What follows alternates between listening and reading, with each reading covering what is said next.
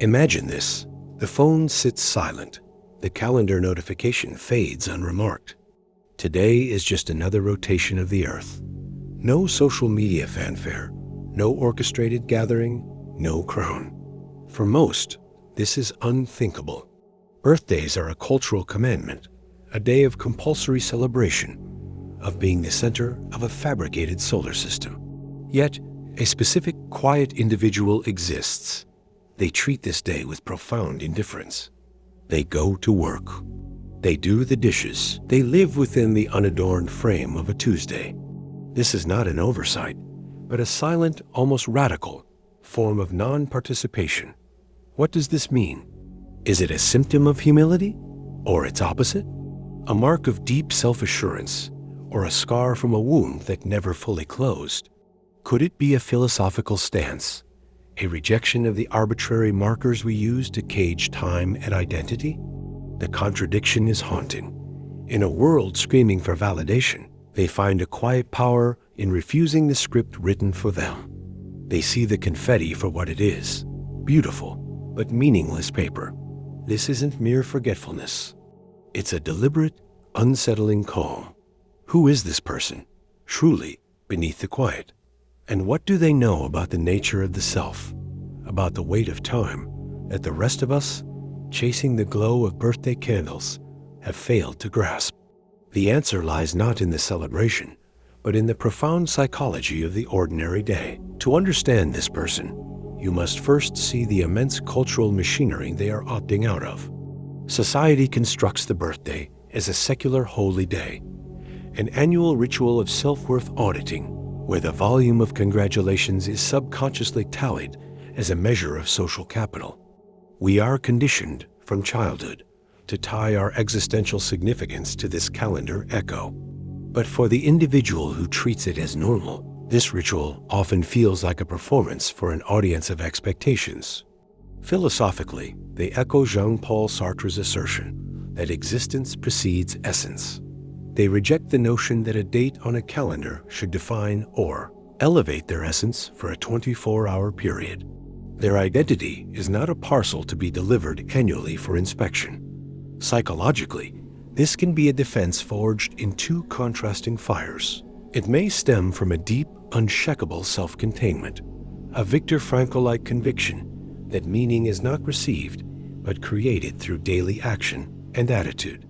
Or it can be a fortress built by past wounds, where the vulnerability of being the celebrated center became too dangerous, and indifference became the safest armor. The quiet day, then, is either a testament to profound inner security or a scar tissue over a deep need that learned to hide.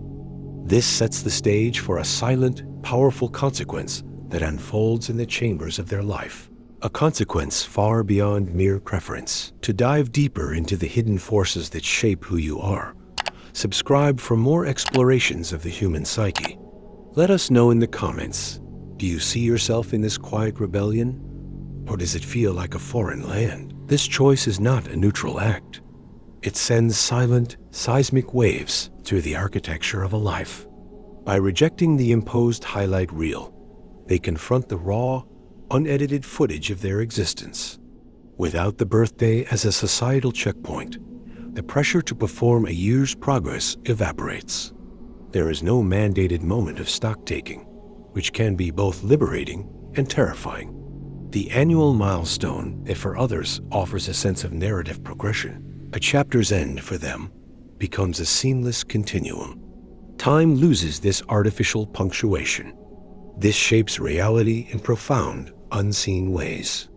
Neurologically, they avoid the dopamine crash that follows any anticipated peak event, sidestepping the post-birthday slump of comparative emptiness. Yet, they also forfeit the psychological renewal that rituals can provide, a chance to metaphorically reset. Culturally, they exist slightly out of phase, creating a subtle friction. Their calm defiance can be misinterpreted as ingratitude, melancholy, or arrogance, forcing them to navigate the quiet judgment of a world that mistakes participation for meaning.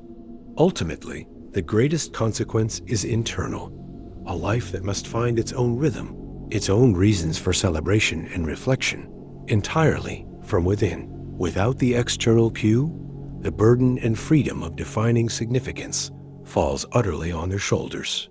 This is the unseen trap and the hidden liberation. But to wield it requires a rebellion most never consider.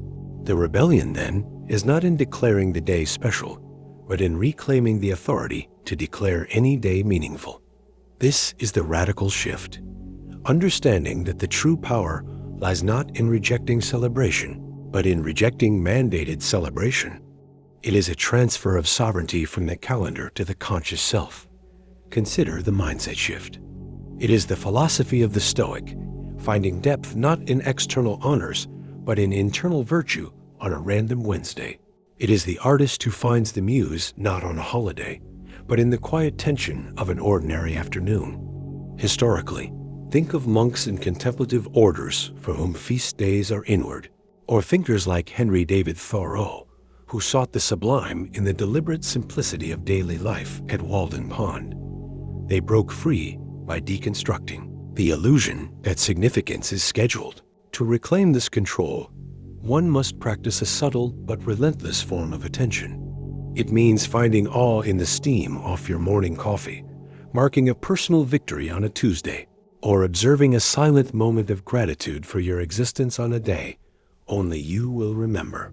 This is how you build a new way of thinking, by making your perception of meaning proactive, not reactive.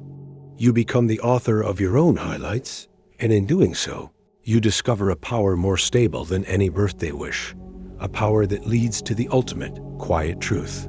The ultimate truth is this: treating your birthday as normal is not a denial of your worth, but the final, profound acceptance of it.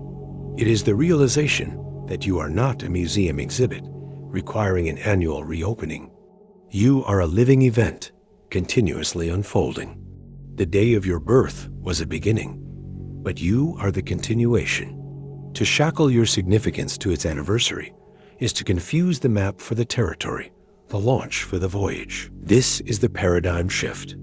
It means your value is inherent, not anniversary dependent. You are not most yourself on one heavily curated day. You are yourself in the unscripted struggle of a Monday, the quiet peace of a Thursday evening, the uncelebrated kindness of a Friday. The poetic conclusion is that by dissolving the birthday's power, you liberate every other day to potentially hold its resonance. You stop waiting for a spotlight that illuminates only a stage and learn to see the luminescence within the whole theater of your life. You are not a star that only shines once a year. You are the constant, steady light by which you see your own world. Now, go and live in that light daily. If this perspective shifted something in you, subscribe to continue questioning the narratives we live by. Your thoughts are the catalyst for this conversation. Share your reflection in the comments below.